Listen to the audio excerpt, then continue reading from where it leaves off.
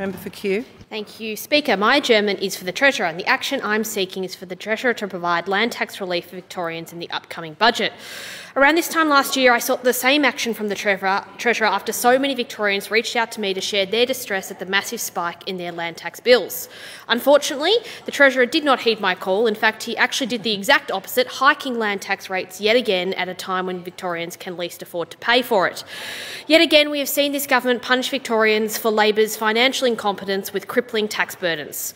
Property is a common investment vehicle for Australian Speaker from all walks of life. It is by no means the preserve of the ultra-rich. In fact, it is not uncommon for Victorians to hold the vast majority of their wealth in a single property investment.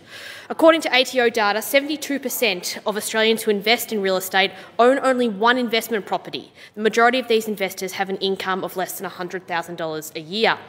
But it's not just individuals who bear the burden of Labor's ongoing land tax hikes. Businesses across Victoria are feeling the pinch. I've heard from business owners whose land tax bills have nearly doubled. This additional impost on business, along with Labor's payroll taxes, which are among the highest in the country, and work cover premium hikes, are putting Victorian jobs at risk. Victorian businesses are really starting to question why would you continue to do business in this state, and other states are knocking on their doors, inviting them to move over the border to enjoy the business-friendly conditions in those states. Businesses are not the magic goose that can continue to lay the golden eggs for Labor by keeping Victorians gainfully employed despite the worst economic conditions in this state since the Kane-Kerner era.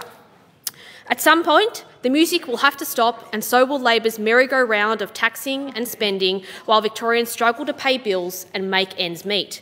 And of course, as I've made the point time and time again in this place, land tax is a tax on rent. When land tax bills triple in the space of 2 years, as some Victorians have experienced this year, the Treasurer is living in la-la land if he thinks these tax hikes are not driving Victoria's rental increases.